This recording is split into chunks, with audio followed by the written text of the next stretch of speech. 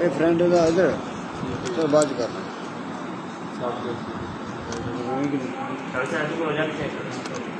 शेख साहब ठीक रहो बच्चे ने आसपास ला शेख साहब इसे आगे आ जाओ बच्चे इधर आ जाओ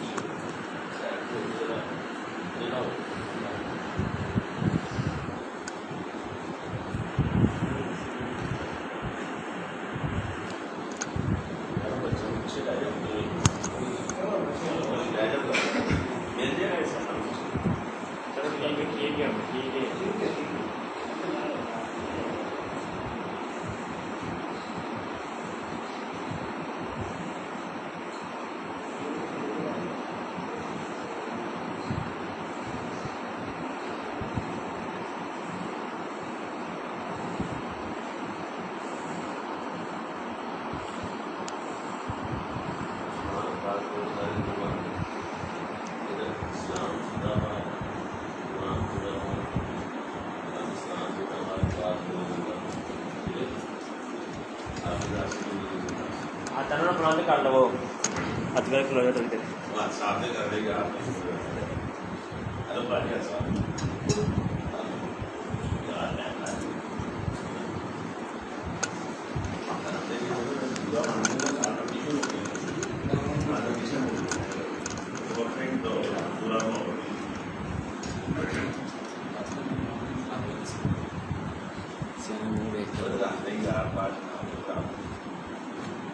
वैसे ना 2 बजे इधर लग गया सर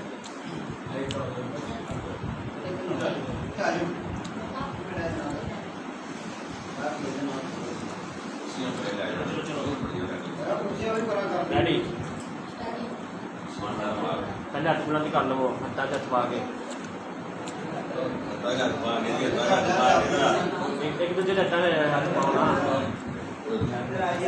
इस्लाम जिंदाबाद इस्लाम जिंदाबाद पाकिस्तान जिंदाबाद आर्ट फोर्स जिंदाबाद आर्ट फोर्स जिंदाबाद हाफिज आसिम मुनीर साहिब जिंदाबाद नारे तकबीर